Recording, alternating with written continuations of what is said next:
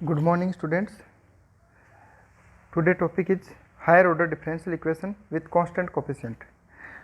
आज हम डिस्कस करेंगे हायर ऑर्डर डिफरेंशियल इक्वेशन के बारे में, जिसकी फॉर्मेट क्या होती है आपको पता होना चाहिए। F of d y is equal q, where q is the function of x. इस इक्वेशन को सोल्व करने के लिए हमने प्रीवियस लेक्चर में भी डिस्कस किया था। इसके दो पार्ट होते हैं अपने पास में, एक होता है सी एफ और दूसरा होता है पी आई। सी एफ बहुत ही ईजी पार्ट है, जो आपको पता है कैसे सोल्व करते हैं। एक ऑक्सिलरी इक्वेशन लिखते हैं और उससे रूट्स निकालते हैं, रूट्स लिखने के बाद में उसका सी एफ लिखते हैं।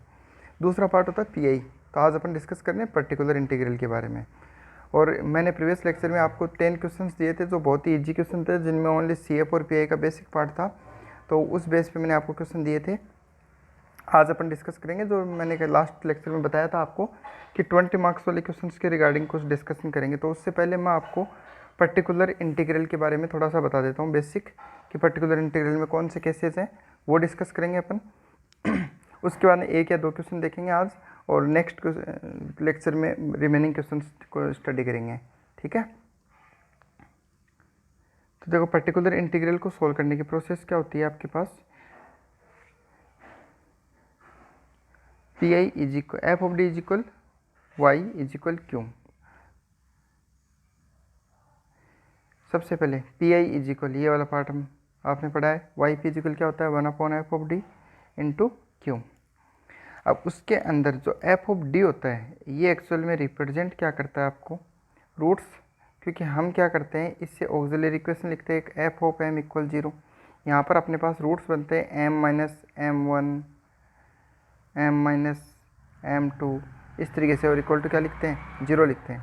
तो अपने को यहाँ m की वैल्यूज़ मिलती हैं m1 m2, इस तरीके से अपने को क्या मिलती हैं, इनकी वैल्यूज़ मिलती हैं। तो हमने इसमें जो ऑक्सिलरी इक्वेशन लिखते हैं वो लिखते कैसे हैं, हम सिंपली करते क्या है, d को m से रिप्लेस करते हैं, d को m से रिप्लेस कर देते हैं, और f ऑफ m इक्वल 0 ये लिखते हैं अपन। ठीक है, तो यहाँ पर अगर m को d को m से रिप्लेस किए बगैर रखें तो अपने पास क्या रहेगा, f ऑफ d इक्वल क्या बनेगा, d minus alpha 1 d minus alpha 2 इस फॉर्म में बनेगा। तो हम कह सकते हैं कि जो अपना f ऑफ d होता है वो बेसिकली क्या होता है, इसको फैक्टर्स के फॉर्म में लिख सकते हैं। तो f ऑफ d को हमने फैक्टर्स के फॉर्म में लिखे तो क्या लिखेंगे, d माइनस एल्फा लिखा, सपोज करो एक ही रूट था अपने पास में। तो पी आई कैसे लिखेंगे, उसका पी आई लिखेंगे अपन Y P is equal P I is equal 1/d minus alpha into Q. क्योंकि यहाँ पर हमने एफ ऑफ डी की क्या वैल्यू पुट कर दी, d माइनस एल्फा पुट कर दी, तो 1/d minus alpha into Q हो गया।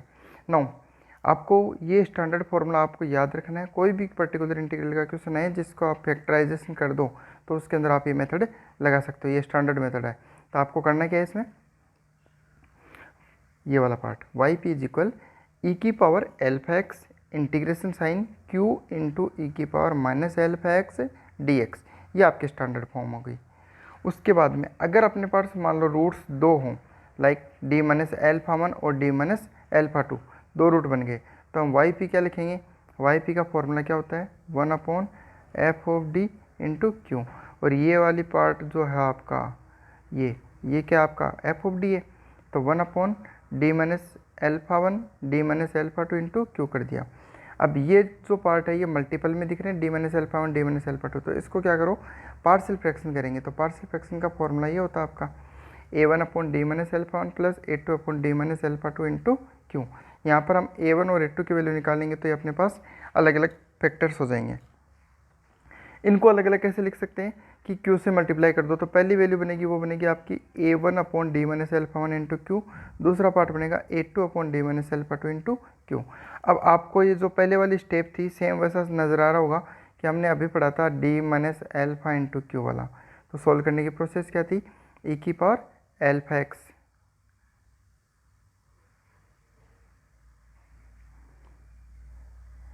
e की power alpha X integration q into E की पावर माइनस एल्फा एक्स और डी एक्स। यहाँ पर देखो एल्फा की जगह एल्फा 1 आ रहा है तो हम एल्फा 1 कर देंगे, इसमें देखेंगे तो एल्फा 2 आ रहा है तो यहाँ पर भी एल्फा 2 और यहाँ पर भी एल्फा 2 कर देंगे। तो सॉल्व कर लेंगे इस तरीके से। तो अगर सिंगल रूट हो तो इस फॉर्म इक्वेशन नंबर 1 से होगा, और अगर दो रूट हैं तो आपके पास इस PI से सोल्व होगा।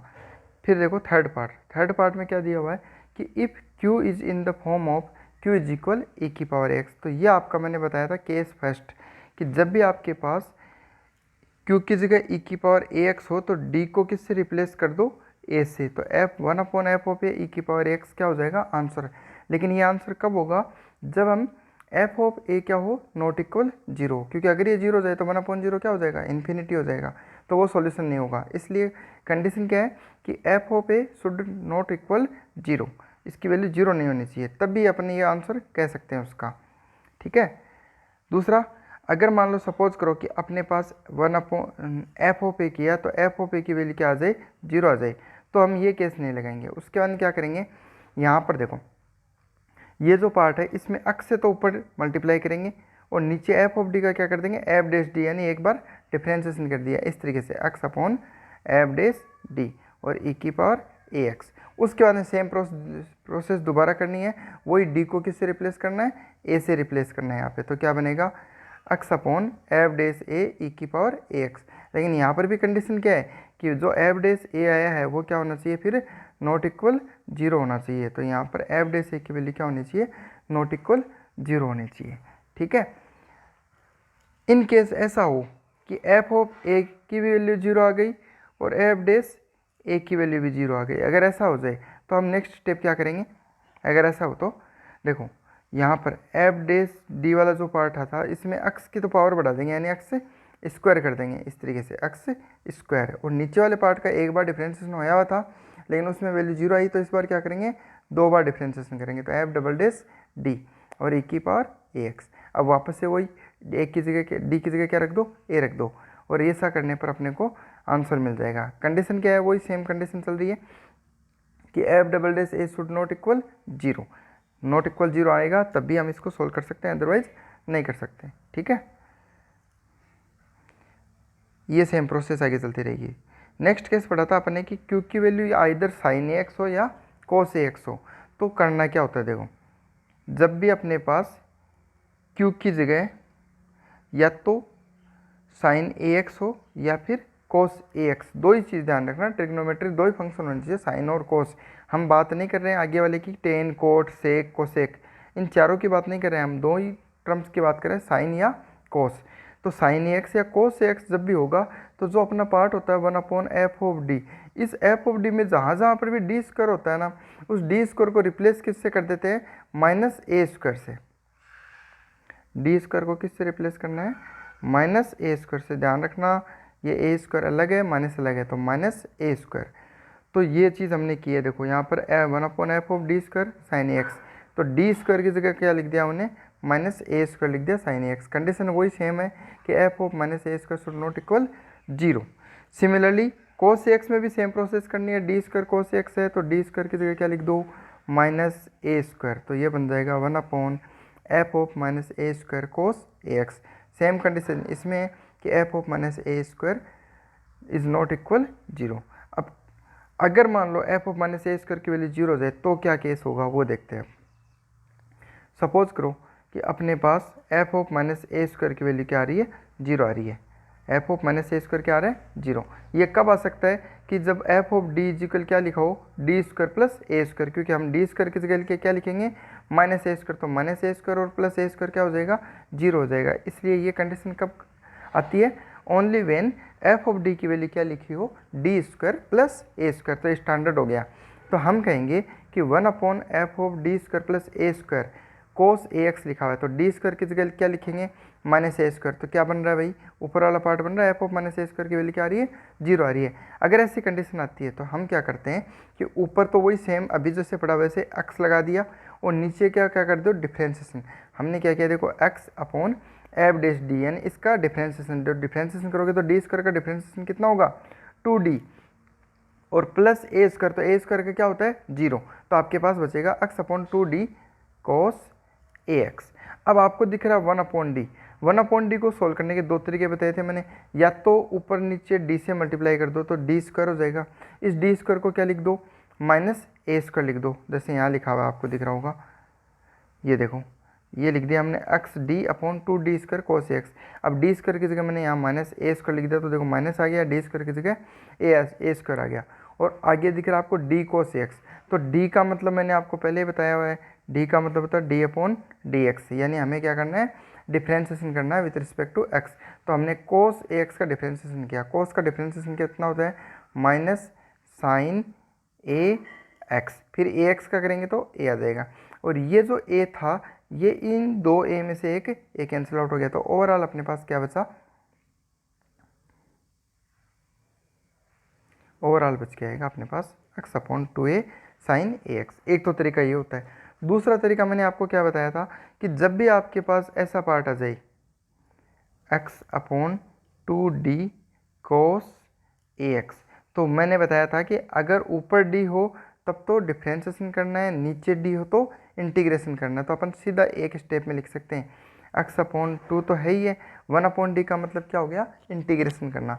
और कोस का इंटीग्रेशन करोगे तो क्या आएगा, साइन, तो साइन ए एक्स, और ए एक्स का डिफ्रेंशिएशन करेंगे तो क्या आएगा, ए, उससे क्या करेंगे, डिवाइड, तो एक्स अपॉन 2a साइन ए एक्स। इस स्टेप से डायरेक्ट भी निकाल सकते हो। ध्यान क्या रखना है कि अगर ऊपर डी हो तो डिफ्रेंशिएशन, नीचे डी हो तो इंटीग्रेशन, ये आपको ध्यान में रखना है। उसके बाद में अपन ने नेक्स्ट केस पढ़ा था एक्स की पावर m। यहाँ m की वैल्यू कोई इंटीजर वैल्यू होती है, लाइक 1 2 3 4 इस तरीके से, तभी अपन इस केस को अप्लाई करते हैं। ठीक है,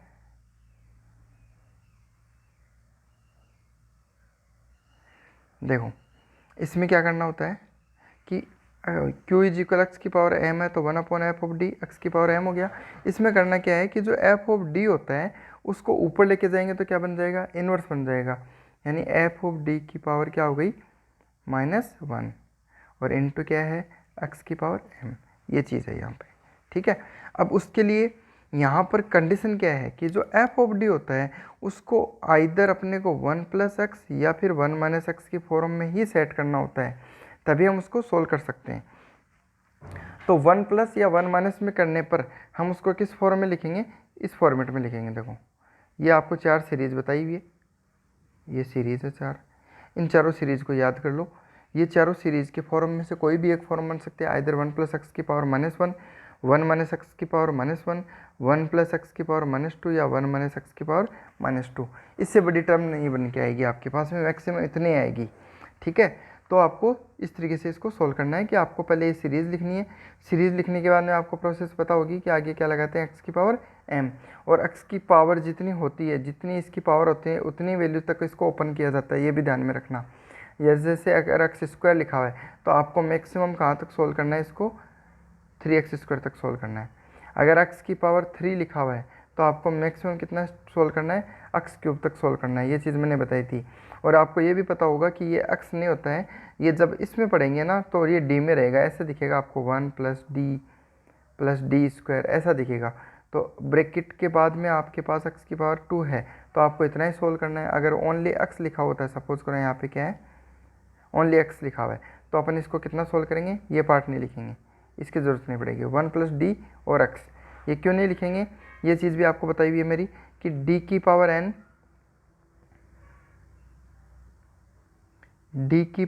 n और x की पावर n, अगर ऐसा होता है तो वैल्यू क्या आती है, फैक्टोरियल n।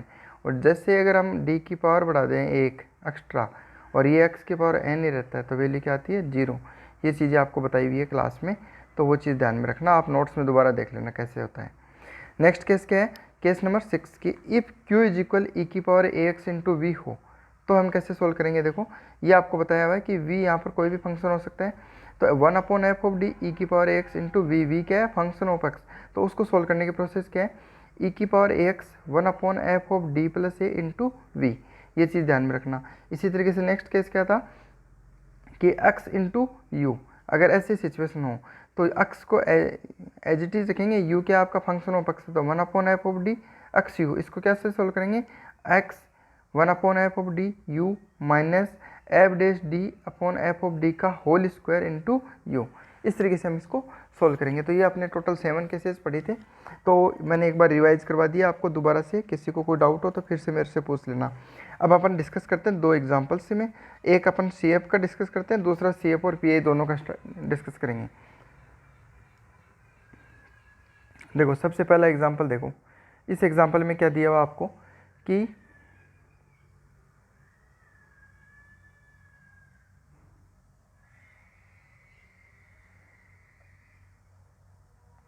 यस, देखो पहली चीज़ तो कि f of d y is equal, आगे वाला पार्ट क्या दिख रहा है, जीरो। जीरो दिखते हैं मतलब क्या होगा कि इसको सोल्व क्या करना है, ओनली सी एफ सोल्व करना है और वही अपना आंसर होगा।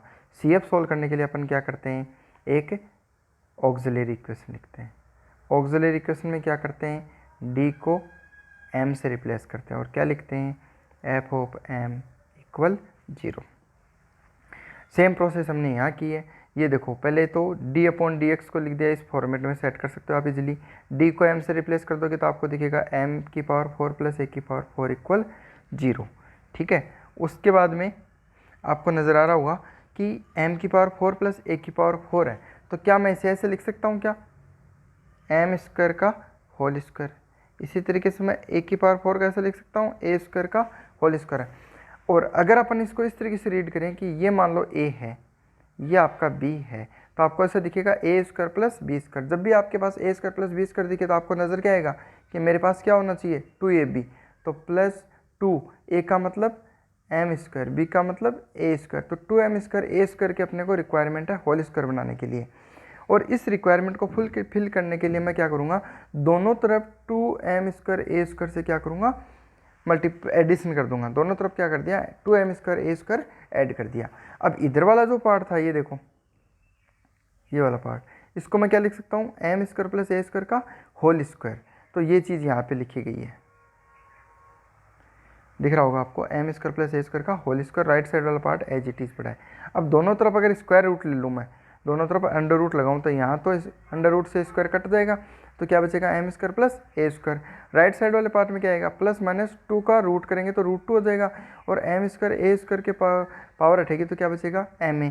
अब एक बार प्लस साइन यूज़ करो और एक बार माइनस साइन यूज़ करो, तो प्लस साइन यूज़ करने पर ये दिखेगा और माइनस साइन यूज़ करने पर ये दिखेगा। अगर हम दोनों को इक्वल टू की फॉर्म में लिखें तो दोनों को लेफ्ट साइड में लेके आ जाएं, ऐसे इधर इक्वल साइन के इस तरफ लेके आ जाएं दोनों को, तो इक्वल टू क्या दिखेगा, जीरो। तो कुछ आपको ऐसा नजर आएगा। ये लगाने के बाद में आपको द्विराचार्य सूत्र पढ़ा होगा आपने। द्विराचार्य सूत्र क्या होता है, ये रहा, ये आपको पता होना चाहिए कि minus b plus minus root b square minus 4ac upon 2a। तो वो चीज़ हमने अप्लाई की यहाँ दोनों में, इसमें भी अप्लाई की और इसमें भी अप्लाई की। ठीक है, तो सोल्व करने पर अपने पास m की वैल्यू क्या आ रही है, पहले वाले पार्ट से तो यह वैल्यू आएगी, दूसरे वाले पार्ट से ये वैल्यू आएगी। अगर आप इसको गौर से देखो तो आपको नज़र क्या आ रहा है, 1 प्लस माइनस आइटा, यानी a अपॉन रूट 2 को अगर मल्टीप्लाई करें तो आपको कुछ इसी तरीके से दिखेगा, a upon root 2 plus minus iota a upon root 2। तो मैंने आपको बताया था कि ये जो पार्ट होता है, ये पहले वाला, ये तो एल्फा होता है और ये क्या होता है, बीटा होता है। लेकिन अगर कॉम्प्लेक्स रूट एक से ज़्यादा हों तो अपन इनको नाम कैसे देते हैं, इसको एल्फा 1 दे दिया और इसको बीटा 1। इसी तरीके से जो दूसरा रूट होता है उसको नाम क्या देते थे अपन, एल्फा 2 b2, जो आपको यहाँ नज़र आ रहा होगा। ये देखो इस वाले को क्या नाम दे दिया, एल्फा 2 b2।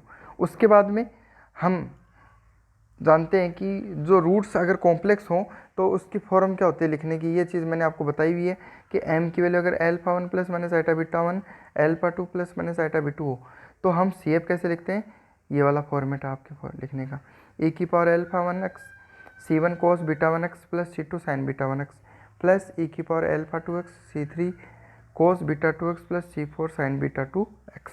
यहाँ पर हम क्या करेंगे, एल्फा 1 बीटा 1 इनकी वैल्यूज़ एल्फा 2 बीटा 2 ये सारी वैल्यूज़ पुट कर देंगे तो ये अपने पास क्या आ जाएगा, CF आ जाएगा। और CF ही अपना क्या होगा, आंसर। क्यों होगा, क्योंकि क्वेश्चन के अंदर f ऑफ d y के आगे क्या है, जीरो। जब भी जीरो होता है तो ओनली CF होता है, वही उसका आंसर होता है। नेक्स्ट पार्ट देखो, एक क्वेश्चन और देखते हैं। इस क्वेश्चन में आपको देखो क्या दिया हुआ है, d 2y upon d x square plus A square y is equal sec A x. देखो यहाँ पर इस बार क्या दिया हुआ, सेक ए एक्स। ये साइन या कोस नहीं है, ये क्या दिया हुआ, सेक। सेक दिया हुआ, इसका मतलब कौन सा मेथड लगेगा, जो मेथड फर्स्ट था ना स्टैंडर्ड फॉर्म, वही लगेगी इसमें। देखो किस तरीके से लगाएंगे वो भी डिस्कस करते हैं। पहली चीज़ तो ये है कि इसको किस फॉर्म में लिख सकते हो आप, d square plus A square y is equal sec A x, जहाँ पर डी का मतलब क्या होता है, डी अपॉन डी एक्स होता है। अब इसको सोल्व करने के लिए हम पहले क्या करते हैं, दो पार्ट सोल्व होते हैं, मैंने बताया था आपको अभी। F of d y is equal क्यों होता है, तो सबसे पहले तो अगर क्यू की वैल्यू 0 कर दें तो सोल्व होता है वो पार्ट क्या होता है, सी एफ। और दूसरा पार्ट क्यू अगर वापस पुट कर देते हैं इसमें तो वाई पी इजिकल जो पार्ट निकलता है 1/एफ ऑफ डी इंटू क्यू, वो क्या होता है पी आई। और कंप्लीट सॉल्यूशन क्या होता है आपका, C F plus P I होता है। तो यहाँ पर देखो एम स्क्वायर प्लस डी को एम से रिप्लेस किया तो ऑक्सिलरी इक्वेशन क्या बनी, एम स्क्वायर प्लस ए स्क्वायर इक्वल 0। तो यहाँ पर एम स्क्वायर की वैल्यू क्या आएगी, माइनस ए स्क्वायर आएगी। तो एम की वैल्यू कितनी हो गई, प्लस माइनस आइटा ए, ये आप इजीली निकाल सकते हो। और अगर आइटा ए आ रहा है तो इसका मतलब क्या हुआ कि ये 0 प्लस माइनस आइटा ए बोल सकते हैं इसको।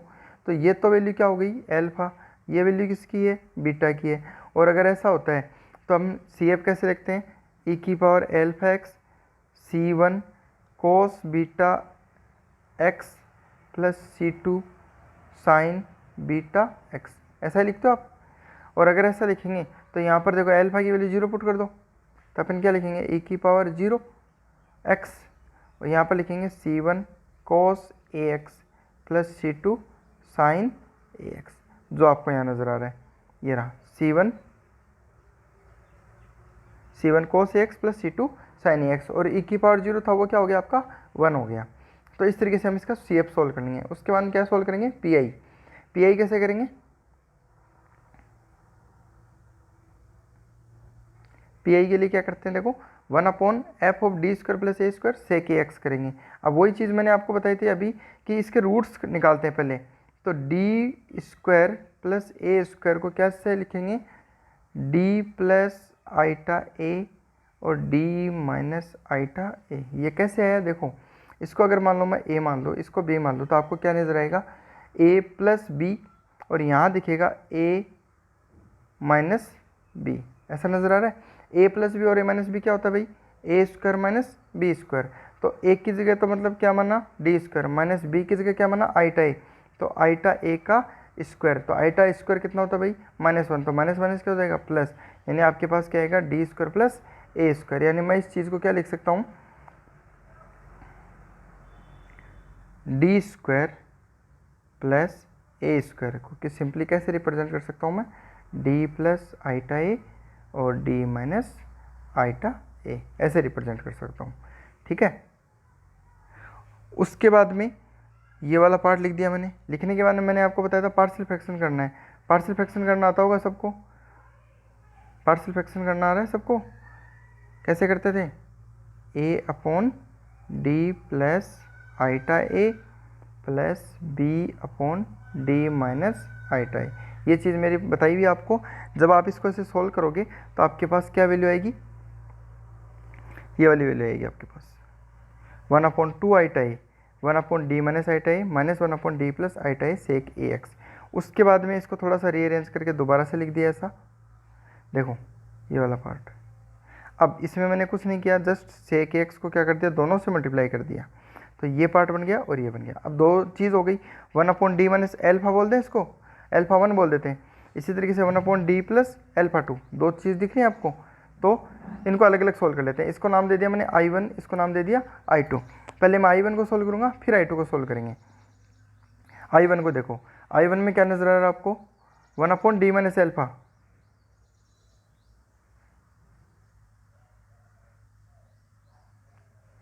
देखो ये चीज़ कैसे नज़र आ रही है आपको, 1/डी माइनस एल्फा इंटू क्यू की फॉर्म नज़र आ रही है।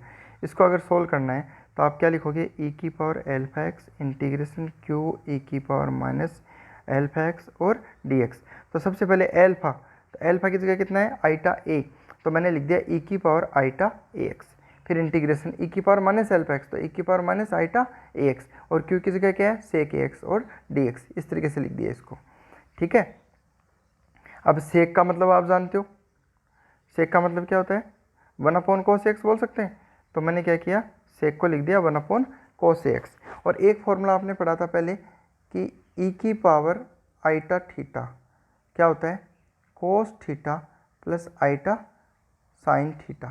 इसी तरीके से एक होता है आपका ई की पावर माइनस आइटा थीटा, ये क्या होता है, cos theta minus iota sine theta. तो यहाँ पर आपको माइनस आइटा दिख रहा है, यहाँ पर माइनस आइटा, तो यहाँ थीटा का मतलब क्या हो गया, ए एक्स। तो cos A x minus iota sine A x लिख सकते हो।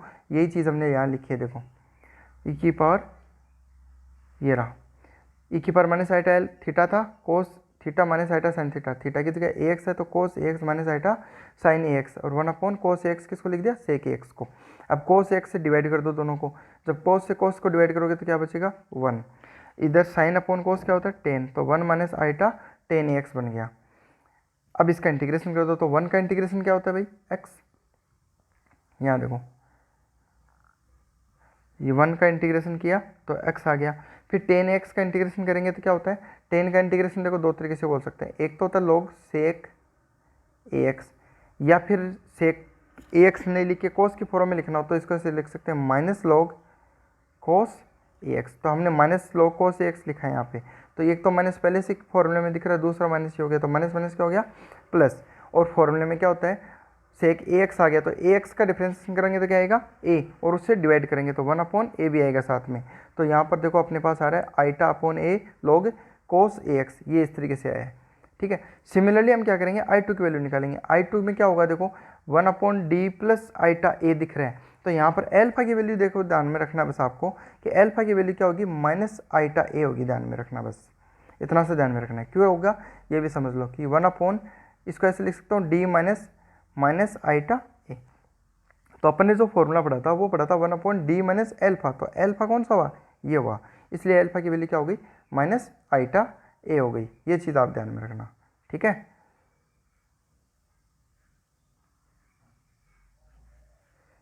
यस, तो हम सिमिलरली क्या करेंगे कि I1 की तरह ही I2 को सोल्व करेंगे, तो I1 की वैल्यू ये है, I2 की वैल्यू हमने ये निकाल ली, और दोनों वैल्यू निकालने के बाद में जो पी आई वाला पार्ट था उसमें रख देंगे, तो पी आई वाला पार्ट क्या था कि यहाँ पर इस तरीके से था, देखो यहाँ पे दिखाता हूँ आपको, ये वाला पार्ट, इक्वेशन नंबर 2 नजर आ रही है आपको, ये वाला पार्ट, तो 1/2 आइटा ए, यहाँ पर I1 माना था इसको, इसको I2, तो वो I1 और I2 की वैल्यू वापस पुट कर रहा हूँ मैं, पुट करने पर देखो ऐसा आएगा, ये आपका I1 वाला पार्ट है, ये आपका I2 वाला पार्ट है, इनको रीअरेंज किया है, रीअरेंज कैसे किया है देखो, यहाँ पर आपको दिख रहा है एक एक्स, इसमें भी एक एक्स नजर आ रहा है, तो इस एक्स को मैंने कॉमन ले लिया, कॉमन लिया तो इसके पास क्या बचा ई की पावर आइटा एक्स, इसके पास क्या बचा ई की पावर माइनस आइटा एक्स, तो मैंने ऐसे लिख दिया एक्स कॉमन ले लिया, ई की power iota x minus e की power minus iota x. Similarly आपको एक नजर आ रहा होगा iota upon a cos log cos x, इसमें भी यही चीज़ दिख रही है iota upon a log cos x, तो ये चीज़ मैंने कॉमन ले ली यहाँ पे देखो iota upon a log cos x. इसके पास क्या पार्ट बचा, ये वाला पार्ट बचा, इसके पास क्या बचा माइनस और माइनस तो क्या हो गया प्लस हो गया, और ई की पावर माइनस आइटा एक्स बचा, तो ये रहा ई की पावर माइनस आइटा एक्स। इस तरीके से हमने कॉमन लेके रीअरेंज कर लिया। रीअरेंज करने के बाद हमने क्या किया देखो, ये बाहर एक 2 आइटा नजर आ रहा है आपको, इस 2 आइटा को मैंने पूरे में डिवाइड कर दिया, यहाँ पर भी 2 आइटा कर दूंगा और यहाँ पर भी मैंने 2 आइटा कर दिया, लेकिन इसमें तो 2 आइटा रहेगा, ये आइटा जो था ये इस आइटा से कैंसिल आउट हो गया, तो आपके पास क्या बचेगा इस तरीके के, यहाँ तो दिखेगा ये पार्ट, और यहाँ पर आइटा तो था वो यहाँ आइटा से कैंसिल आउट हो गया, तो ये ओनली क्या बचा ये पार्ट बचा।